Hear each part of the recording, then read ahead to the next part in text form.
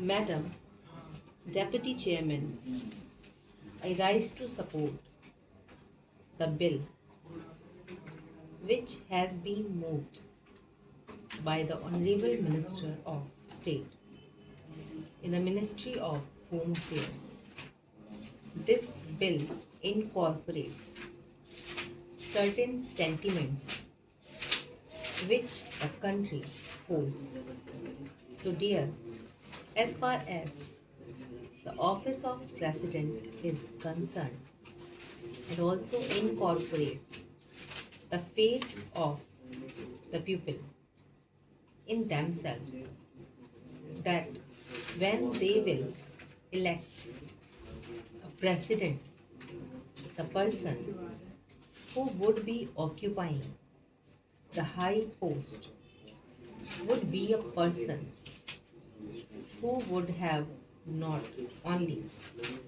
the love and affection of the people, but would be, as the Honorable Minister pointed out, a dedicated politician whose whole life is dedicated to the service of the nation. Before he become the president,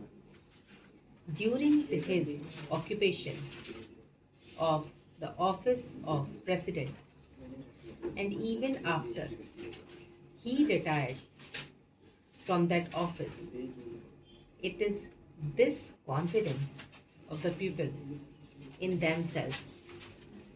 and the high love and affection which they hold for this office which have resulted in this particular bill being considered by the House at the present moment.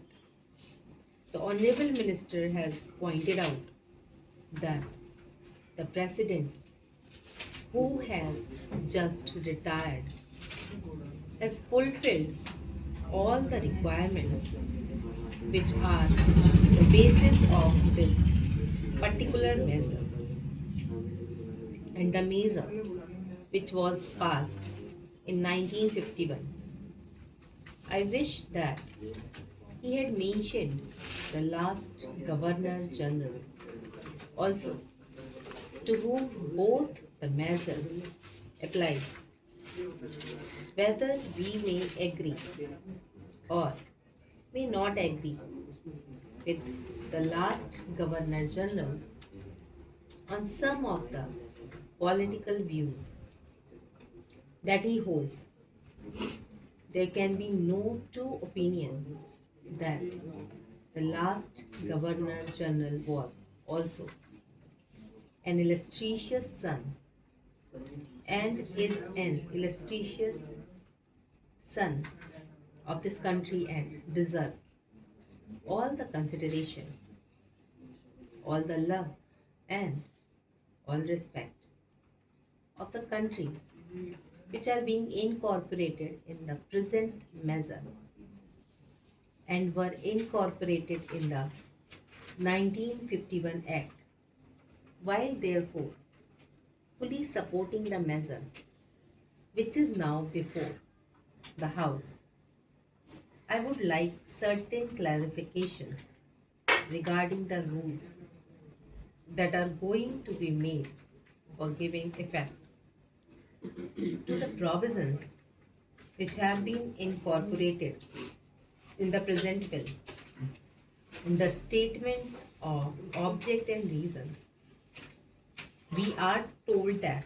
a person holding the high office of president has, even after retirement, many public calls on him, and it is therefore considered desirable to provide him with secretarial staff. It is further stated that the bill provides for a staff which may be engaged for the president. Staff might be appointed for him, and office space might be provided for him. It It is because of this that certain misgivings have arisen in the minds of some of the members, and they want it to be made perfectly clear that the staff will be appointed not only for the ex president but will be appointed by the ex president, and it will be his business and his desire that will be taken into account when a particular person is being appointed. Also, regarding the office which is engaged for him, his wishes should be taken into account so that he knows who would be a convenient place for him and he may be to get that place. Another reason for insisting on what I consider to be an important detail is that if the government appoints the staff for the ex president, then automatically they become government servant because they have been appointed by the government. It may be that in the rules a clarification might be a attempt whereby they may be exempted for some of the service conduct rules which are applicable to normal government servant. But even there, it will be much better that this should not be left in any doubt, and that these persons that are appointed to assist the ex president in his secretarial task are appointed by the ex president himself. They would be the staff of the ex president and would not be appointed by the government of the ex president and would not be government servant. This point ought to be made quite clear so that the ex president has got all the right of determining the service conditions of the people appointed by him, of course, subject to the overall limit which has been provided and to my mind rightly provided in the bill. Within that overall limit, perhaps it will be much better to leave the rest of the matter to the President himself so that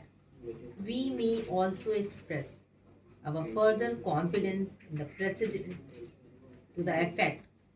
that he would utilize it with discretion and with all sense of responsibility and fair play, in taking into account the interest of the public and of the public executor too. Another point which also needs some clarification is regarding the payment to be made for the secretarial assistants and for the secretarial staff. Normally, government rules require that whenever any such demand is made on the public executor or on the Consolidated Fund of India, a certain formality has to be gone through, and that formality of accounting